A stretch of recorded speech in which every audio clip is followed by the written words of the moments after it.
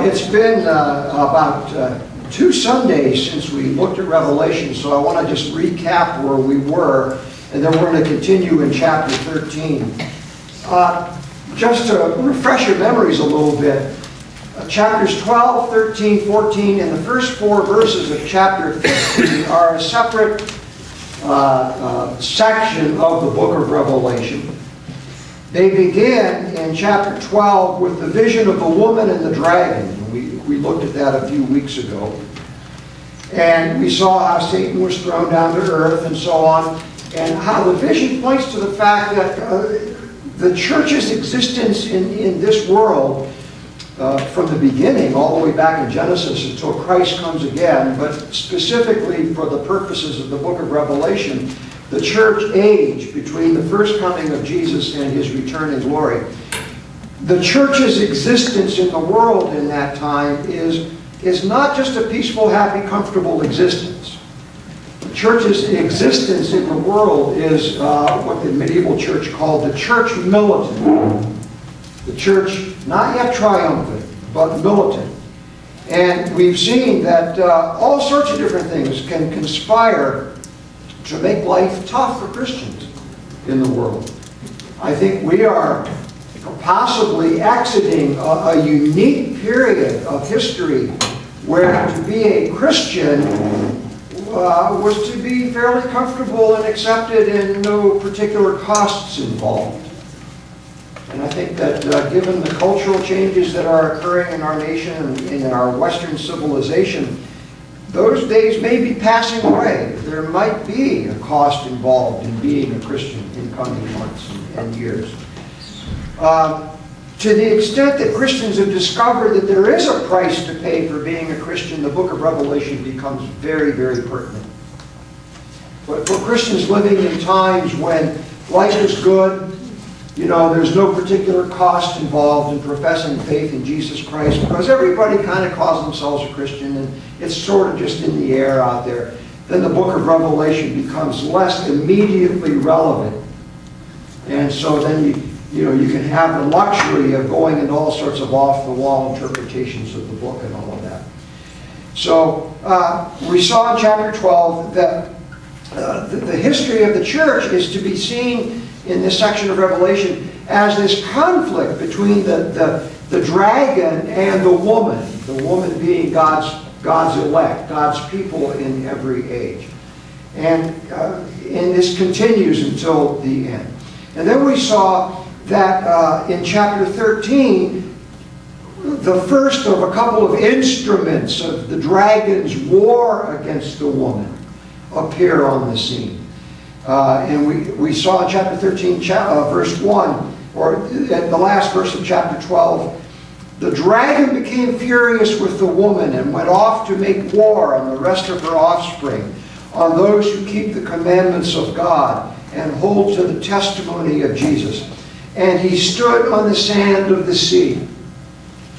And I told you what that symbolism is all about. The sea, in biblical symbolism, we're talking about the forces of chaos. All the way back in Genesis, the Spirit of God hovered over the face of the sea, of the waters. Okay, God then creates and brings order to the chaotic, the sea of chaos. In the Bible, the sea often stands for the chaos of the Gentile nations or of the fallen world. And you can look at history and see human relations as a great surging turmoil. Well, the dragon stands on the sand of the sea and summons from the sea this monster, this beast. And we saw this in chapter 13, verse 1. I saw a beast rising out of the sea with 10 horns and 7 heads and 10 diadems on its horns and blasphemous names on its heads. And in John's vision, specifically writing for his 7 churches, this is a reference to, of course, Rome in its day, the Roman Empire. But because John is writing for the church across history, it's not just the Roman Empire that's being described here. And it's not just some future empire, some restored Roman Empire that will occur at the end of time. What John would have us understand here is that where this beast appears throughout history in its conflict with the church, wherever we see the earthly reality of what this heavenly symbol is. And we've talked about that a little bit, and we're going to look at that a little bit more. So we looked at the beast of the sea, the Roman Empire, this godless empire, this empire that claims absolute sovereignty for itself. This empire that insists that all will worship the empire, or the emperor, who is the embodiment of the empire. No room for the God of the Bible. No room for the sovereignty of God. No room for obedience to God. Okay, the beast represents those periods of history where the state, and it could be some tribal leader someplace, or a great nation state, or an empire. It symbolizes all of those entities when they claim for themselves absolute sovereignty over their people and demand worship and honor that are only appropriate to give to God. So now let me pause there. Do you follow me on that? I mean, am I summing that up properly, you think? It's not just a future revived Roman Empire we're talking about. We're seeing here a description of dynamics that occur throughout Christian history. And when Christians find themselves, as John's churches found themselves, attacked by this beast, being forced to give homage and worship to this beast rather than to Jesus, Christians have serious decisions they have to make. Will I be faithful to Christ, or will I be faithful to the state, to the beast? All right.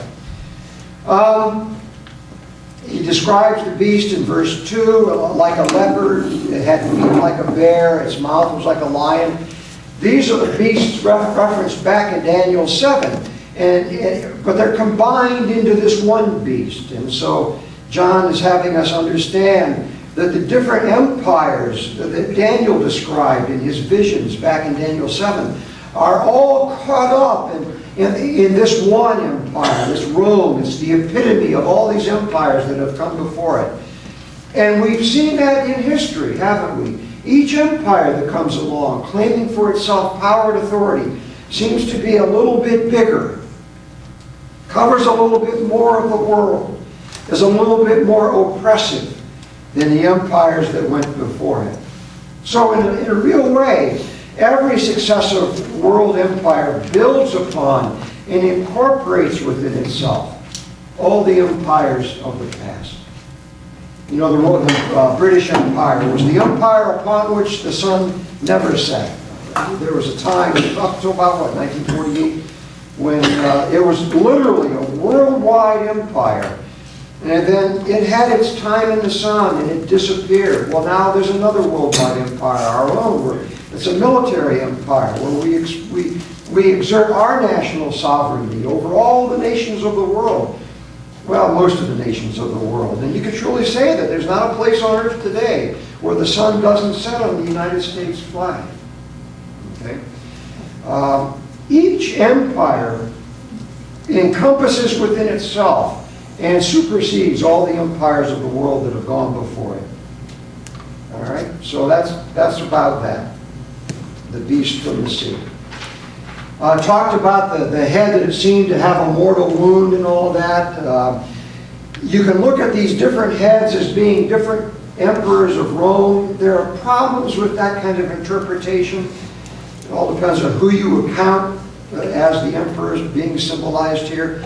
The one commentator I've been following more than others says that these heads and everything are simply symbols of sovereignty and symbols of authority, and that the head that was healed is a possible reference to the death of Nero, the civil war that followed, the year of the four emperors, and then the reestablishment of Roman authority after Vespasian took the throne.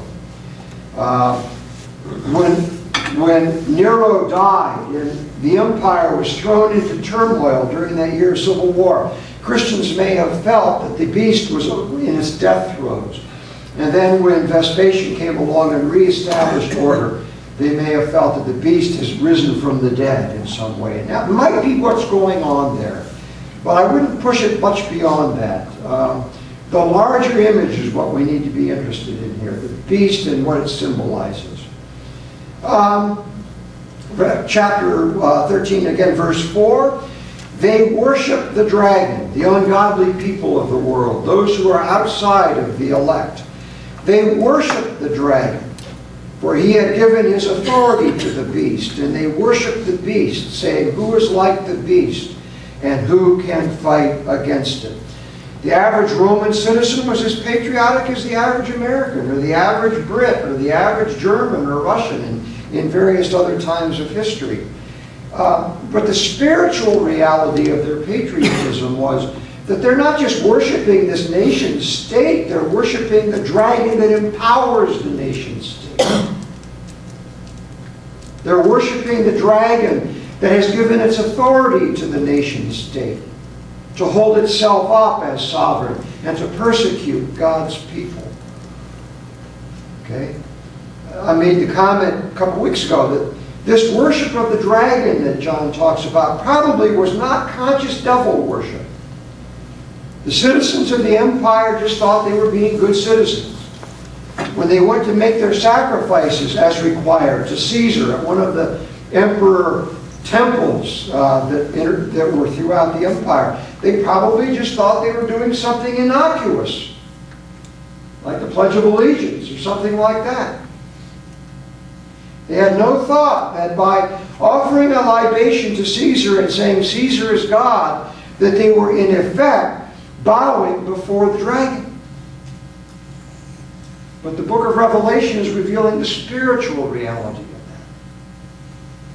So Revelation is telling us that these unbelievers, in their loyalty to their nation, to their state, are in reality giving loyalty to the dragon, who is opposed to God and who uses nations and states and other forms of government as his means to war against God and God's people. Now, am I running ahead of you here? Go ahead, go ahead, Cal. Yeah, it's interesting, this word patriotism and patriot, it's something I took an interest in recently and started looking at, that it's held in a different contextual meaning today than it was previously in history. Today it's always considered to be a very positive thing and a very good thing, but the term to be a patriot or patriotic, going back hundreds of years of history and language, actually was a negative thing. Yeah.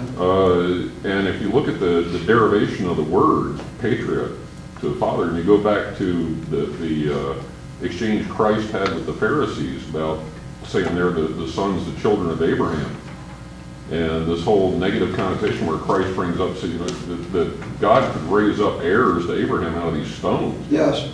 And what he's saying is this whole idea of patrios, the unthinking allegiance to the fathers, that's from God's perspective, that's not a good thing. Yeah. But we've inverted the meaning of that term. Made it into a virtue. Yeah, made it into a virtue. And I'm beginning to chafe at it because I get it a lot. Yeah. I say, no, don't call me that. Yeah. There's a certain kind of innocent patriotism, I think, and a lot of writers these days are making the difference between patriotism and nationalism. I don't know if it's legitimate, but I'll describe the way I understand that. Patriotism is just the natural feelings of affection that you have for that which is familiar. Your local ways of doing things, your people, your place, your traditions, that sort of thing. And that's kind of normal and natural. Everybody has that. That's not what's being talked about in Revelation. Revelation is not denying any of that. What Revelation is talking about is more what we would call nationalism, which is the love of the state and all of its symbols. The marching troops, the flags waving, the anthems, the bands playing, the wars, everything, okay? Two completely separate things. A good example of that would be in World War II when Stalin, Hitler invaded Russia. And Stalin realized he didn't have the support of the Russian people. You know, as the German armies were going through the Ukraine, they were being welcomed as liberators. Because the people couldn't stand the communists. They were glad to be out from under the communists. So what did Stalin do? He appealed to Mother Russia. Defending Mother Russia. Okay? He appealed to the average Russian's normal sense of love for their place and their people and their language and their customs and all of that. And he put that love at the service of the nation, of the state. Otherwise, he wouldn't have had the support of the Russian people in their war against the Germans. Okay? So you have patriotism and nationalism. And I think what's going on here in Revelation is an indictment of nationalism. It's an indictment of nationalism. And this is pretty harsh when you come right down to it. Verse 5, the beast was given a mouth uttering haughty and blasphemous words, and it was allowed to exercise authority for 42 months. And then in verse 7, it ties into that, it was allowed to make war on the saints and to conquer them for 42 months.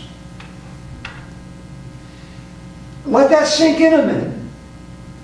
The 42 months, like the times and half a times and all the other things, are simply references to this period of time when the church is being persecuted. All right? And this beast was allowed. There's that passive again, that divine passive. It was allowed. Who allowed it to make war on the saints and to conquer them? God. God himself, Jesus, gives authority to the beast for a temporary period of time to make war on his people. And not just to make war on them, but to do what? To conquer them. Is that a sobering thought or what?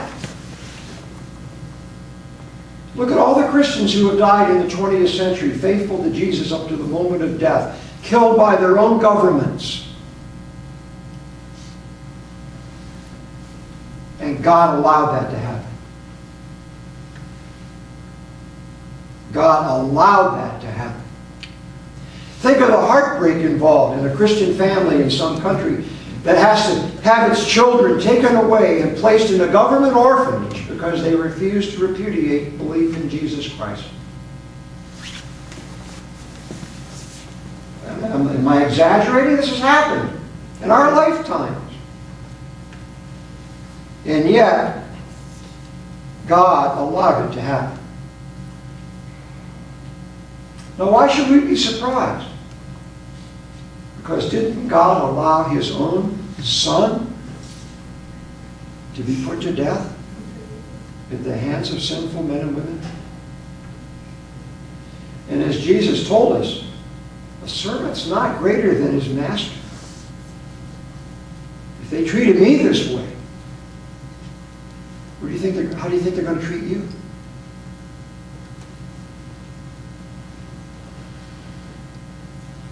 All right. Do you see why it's so much easier to say, well, this doesn't apply to us, this applies to some future end time, after the tribulation, or at the end of the tribulation, or during the tribulation period, after the rapture, when all of us Christians are removed? You see, we're never going to have to face this according to that theology. We'll be raptured. We'll be gone before it really gets bad. We'll never have to draw a line in the sand and make a stand for Christ that could cost us our property, our pensions, our freedom, our lives. We'll be gone. That's not what Revelation is saying. It's not saying that at all. Okay? The beast is given the power to utter haughty and blasphemous words. These are the divine claims made by the emperors. And I've said it before, and I'm sure you're all aware, that they apply divine titles to themselves. Soter, which means Savior. Lord, which means God. Their coins have these words on them.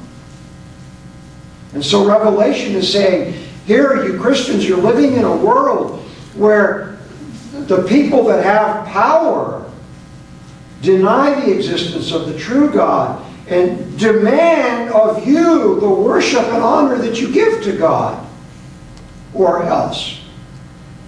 And God's not going to intervene to stop that necessarily. You may be called upon to suffer as Jesus did. He was allowed to make war on the saints and to conquer them. And then in the second part of that, verse 7, authority was given over it. There's that passive again. The divine passive. Over every tribe and people and language and nation, and all who dwell on earth will worship it. Everyone whose name has not been written before the foundation of the world in the book of life of the Lamb who was slain. Now, this is the immediate reference is to Rome, and Rome, of course, didn't rule the entire world literally. So this is it's a way of talking about the beast's absolute sovereignty within its sphere of influence. It was given authority over every tribe, people, nation, and language within the confines of the Roman Empire. Now, this could have some future reference to a world government. There's always talk about this one world government that's being constructed. Who knows? But it still applies.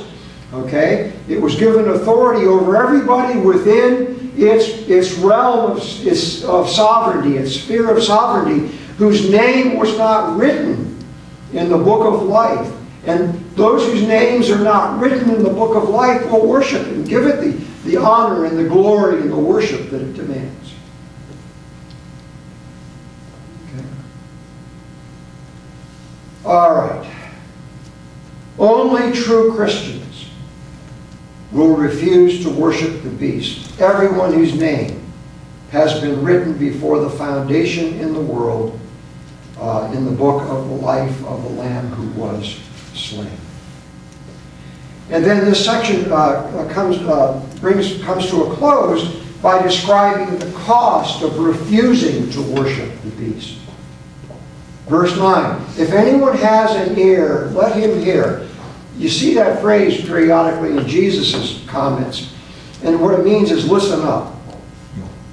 This is important. Like when he says, truly, truly, I say to you, that means you need to listen. So if anyone has an ear, let him hear. And what is it we're supposed to hear? If anyone is to be taken captive, to captivity he goes. If anyone is to be slain with the sword must he be slain. Here is a call for the endurance and faith of the saints. In other words, those who hear the message of Revelation and believe it and take it to heart have to understand that persecution is an opportunity for endurance and faith. If anyone is taken captive, to captivity he goes. In other words, God's not going to stop in and prevent it.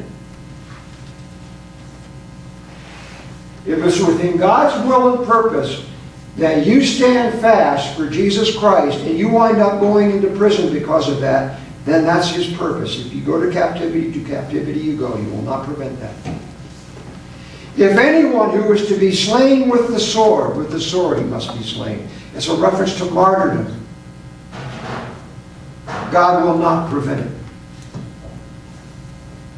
If it's his will that moment that he comes to take you to himself so that where he is, you will be also, comes by martyrdom, nothing will prevent that. And so instead of being an excuse for despair or an excuse to give up on the faith, this is a call for the endurance and faith of the saints. Now we're going to move on here, but I want to pause there. What do you think about that? Sobering. Pardon me? Sobering. This is sobering, isn't it? Don't we we all want to read Revelation as if it's just straightforward. It's a forward-looking book dealing with a period of 7 years at the end of time that will not even going to be instituted until the rapture, when all of us real Christians are removed from the earth. And until that rapture happens, we'll be able to maintain our nice, comfortable, safe, secure, middle-class way of life. And until one day, there's just a pile of clothes where I was standing. And my implants. And my artificial hip. Well, I mean, does that stuff get raptured? My hairpiece. You're mad, you're standing there talking to your pastor, and all of a sudden, he's gone, and it's just hairpiece gone. That won't happen to my kids. My friends, I can't, yeah, this is probably some of the most sobering stuff you're ever going to hear. As we proceed, I'll get there eventually, you're going to see, though, that there is good news attached to this section of Revelation. But the good news is not, yeah, you can just be a patriotic, loyal American citizen, a nice middle-class person in your subdivision, and live a nice long life surrounded by your gadgets and all your doodads and all that, being healthy, felt wealthy and wise, and die in your bed and go to heaven. And my prayer is, yeah, that's how it will work out for us. But the possibility is that during this church age, between the first coming of Jesus and the second coming, when Satan is the Lord of this earth, the God of this world, which is what Jesus said, okay, the odds are very, very strong that our lives might not work out that way. We may be entering a historical period now where we American Christians who are serious about our faith are going to be experiencing what our brothers and sisters have been experiencing around the world for years. I'm not being alarmist, I'm just stating a fact. And my question for you is, do you have what it takes?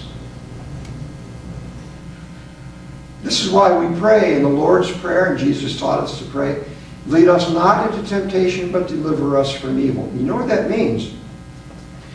Lead us not into temptation doesn't mean, oh Lord, deliver me from the temptations of hot fudge sundae. It's not what it's talking about.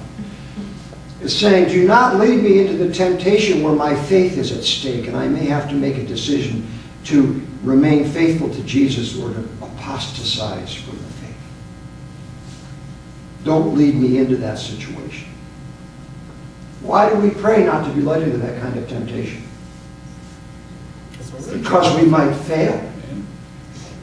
Lead us not into temptation, but deliver us from evil. In the Greek, the definite article, deliver us from evil. In the Greek, it's the evil one. Deliver us from the evil one. Not just some abstract evil. Deliver us from the evil one. And who's that? The dragon. And the beast. And so we are to pray for that. We're to pray to be delivered from these kinds of temptations that put our very faith at test. Because we may find that we do not have the gift of perseverance and we give it up. At peril of our soul. All right, can I move on? Is that enough people maybe? We're not there yet. What's the matter? It depends if you're moving on to something else. Oh, no, we're not there yet. Because now, this beast isn't alone. Verses 11 through 18. I saw another beast rising out of the earth. Now, I told you before, these two beasts are basically, back in Job, there's the beast from the sea, Leviathan, the beast from the land is Behemoth. Okay? And John's kind of playing with this. And this beast now appears on the scene. Another monster. It has two horns like a lamb. This is a reference back to the ram in Daniel 8. He sees this ram charging westward and northward and southward, and no beast could stand before it, and there was none who could rescue from its power. And in Daniel, that two-headed ram was a vision of the coming of the Medo-Persian Empire. The Medes and the Persians, two heads, two horns. All right? But here it's something different. It's a demonic parody of the Lamb in chapter 5. You remember? Back in chapter 5, between the throne and the four living creatures and among the elders, I saw a lamb standing as though it had been slain, with 7 horns and 7 eyes, which are the 7 spirits of God sent out into all the earth. And it's also a reference to the 2 witnesses and the 2 lampstands and the 2 olive trees that we saw earlier, that are all references to God's people during this period of the church militant. Okay. Now later in chapter 16, this second beast is going to be referred to as the false prophet. Okay, so this means something very interesting, and I'm not preaching today, so I can stay a little bit longer than I normally do, so I'll maybe unpack this for you. The fact that it's also called the false prophet a little bit later is giving us a hint as to the role that this beast plays. The beast spoke like a dragon. Okay, what does that mean in the symbolism we're looking at here? It spoke like a dragon. Eloquent. Eloquent. The dragon being Satan. Satan. It speaks like Satan. And it exercises all the authority of the first beast in its present. So this beast, like the first beast, is an instrument of the dragon, and it is in league with the first beast. It makes the earth and its inhabitants worship the first beast, whose mortal wound was healed. So the purpose of this beast is to convince people to submit to the blasphemous claims of the first beast. And it can do this in a couple of different ways: deception or coercion. And this deception and coercion can occur both outside the church and inside the church. Let's look at these. Submission through deception of unbelievers. And the unbelievers referred to in verses 13 and 14 can also include professing Christians. It performs great signs, making fire come down from heaven to earth in front of people. By the signs that it is allowed to work in the presence of the beast, it deceives those who dwell on earth, telling them to make an image for the beast that was wounded by the sword and yet lived. Just filled with Old Testament allusions here. The great signs Moses performed, right, back in Exodus, that were duplicated by the sorcerers of the Pharaoh. False signs. This beast has spiritual power. It's compelling. Elijah, for example, called down fire from heaven to show that it was a true prophet, that he was a true prophet. This beast, it has some sort of compelling way about it that convinces people that it's speaking the truth. Now, perhaps these signs were manifestations of demonic power of some sort. Perhaps if you went to the temple where Caesar was being worshipped, there was some sort of demonic power at work there. Or perhaps these priests, these signs are being performed by priests and prophets and others who simply mimic the apostolic signs of healings and speaking in tongues and so on and so forth. But whatever this actually means, the signs that this second beast uses to compel or convince people to go ahead and worship the first beast are appeals, I think, to the greatness and the inevitability of the beast's power. It could be they were saying, you Christians, you think your Jesus is so great and he's God and all that stuff. How can he possibly stand up against the mighty power of Rome? How can your crucified Savior, who, by the way, hasn't stepped in to keep any of you all from being executed, How can he stand up against these marvelous legions with their banners as they march across the known world? Get with the program. You see the same thing throughout history, don't we? The same thing throughout history. Okay? Whatever the exact nature of these signs, and we're not to take this vision literally, it's a reference to deceptive, counterfeit displays of divine power that mimic the true power of God, but which in fact originate with the dragon. Therefore, the beast poses as a spokesman for truth, but as a false prophet and a false teacher. Now, I would kind of unpack that a little bit and say that this probably references, among other things, all forms of lying, propaganda, and philosophies that justify state power. Okay?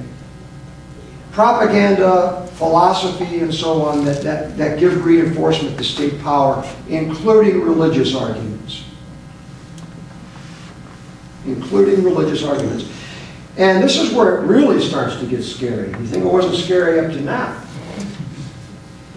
Again, this beast is called a false prophet. What that means is there will be people in the church convincing fellow believers to worship the beast. And we have examples of that in our own 20th century. I've mentioned the German Christians. They went along with Hitler's, agenda. Thought that they were being patriotic Germans going along with this agenda.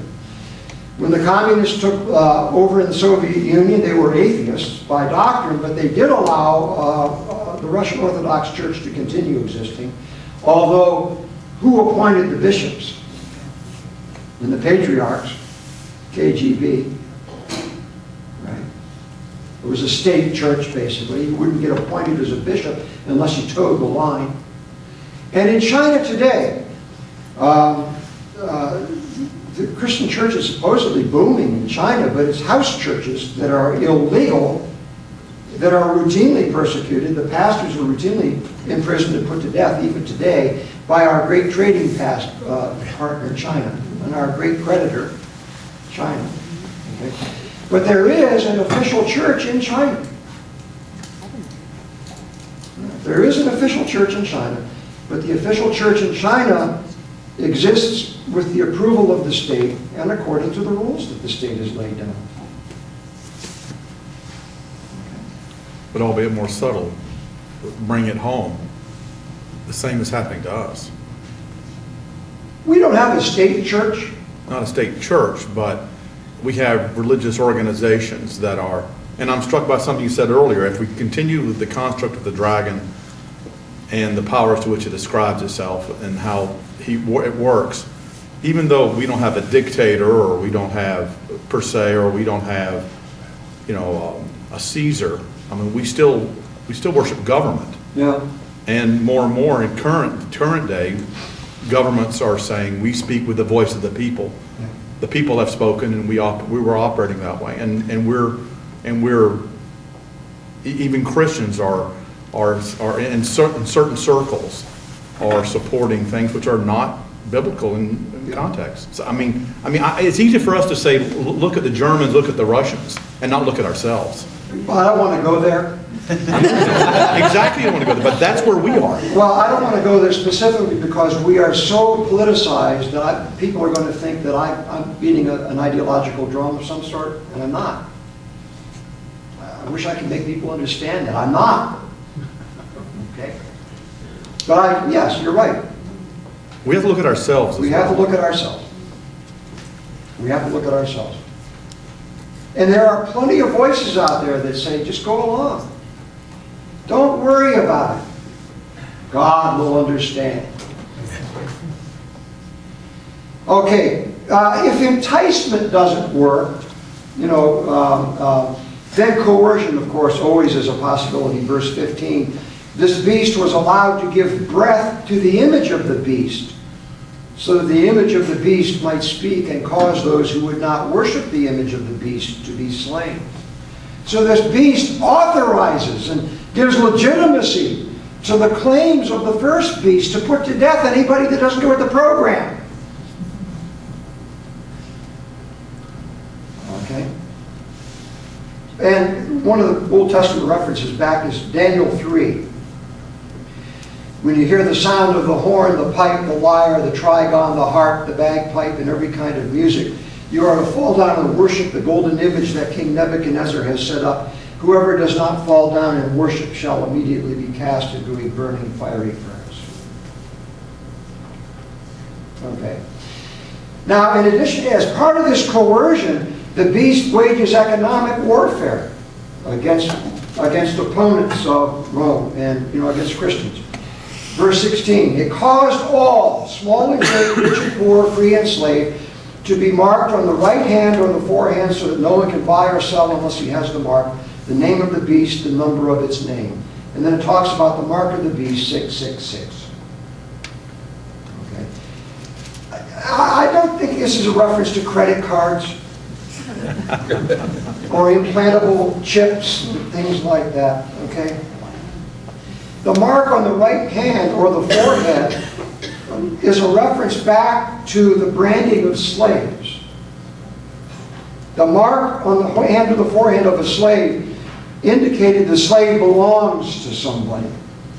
Well, this is a spiritual way of saying that unless you give your loyalty to the state, you're not going to be able to make a living.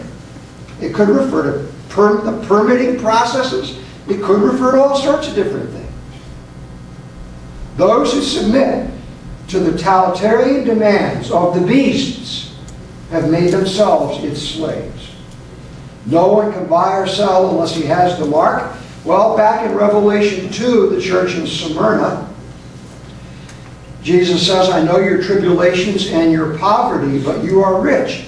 Christians had already suffered economic consequences because of their faith. Well, like how? Well, if you were a member of a guild of some sort, say the Cabinet Makers Guild, okay, and the Cabinet Makers Guild had a big banquet, and you were expected to go to the banquet where food was eaten that was given sacrifice to idols, and a blessing was given in the name of some foreign god. And that Cabinet Makers Guild said, we are all going to go and offer our libations to Caesar, okay, as condition of membership in a guild. And you say, I'm not going to do that, now what? You're out of work. You can't work anymore. So economic consequences can follow from this refusal to be deceived by the second beast and to offer your highest loyalty and so on to the beast. All right.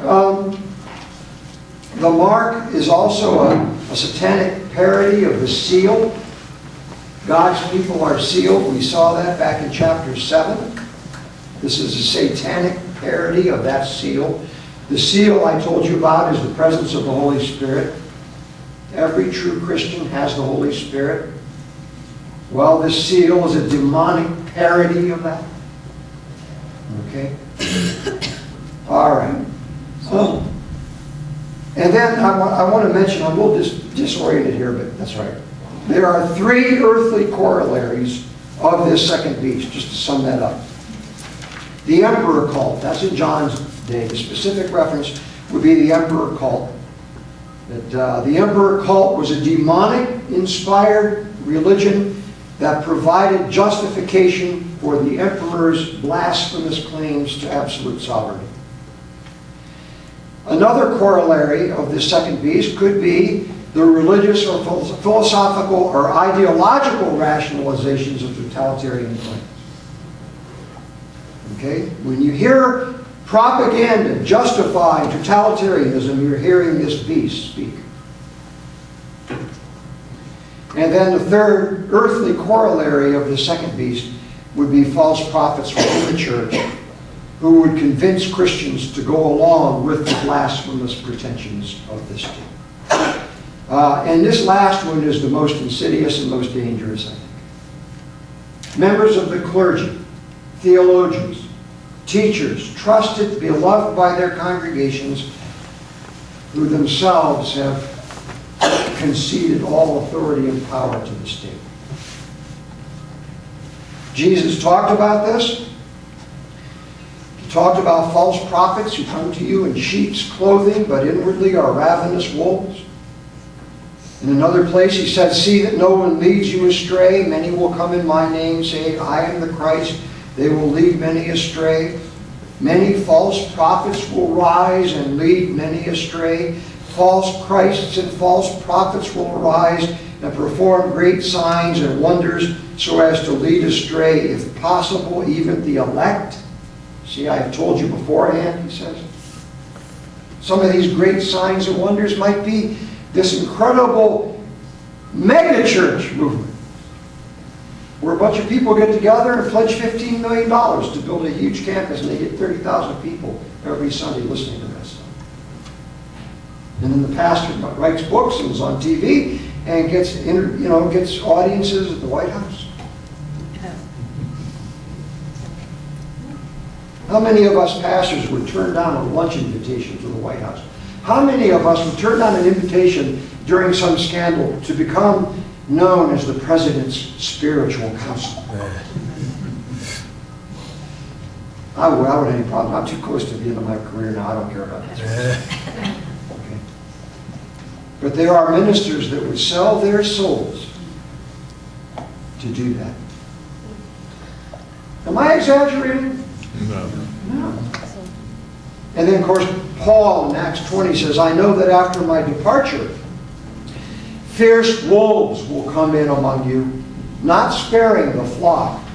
And from among your own selves will arise men speaking twisted things to draw away the disciples after them. All right, and then finally, we need to get rid of one of these mics for the children's talk, or the youth service. The number 666, this is an example of what they call gematria, where each letter of the alphabet has a numerical equivalent. And the Jews were big into this. And the problem is that you can do anything you want with that. 666 could refer to Nero. It could also, I've seen, refer to Woodrow Wilson, Franklin Roosevelt, and Ronald Reagan, depending on how you do all of that. I think, and I'm going to close very quickly, I think that the main thing we need to get out of 666 is this. 6 is the number of man, 1 less than 7 the number of God, and 3 is the number of Trinity, the fullness, the completion. So this 666 is a man who claims divine authority. A man who claims absolute sovereignty, such as the sovereignty to kill citizens without any recourse to a court, simply based on his own say-so. That's about as absolute sovereign as you can get. When you see that, you see 666. All right, I'm going to turn off the camera. Fred, you can come over, please.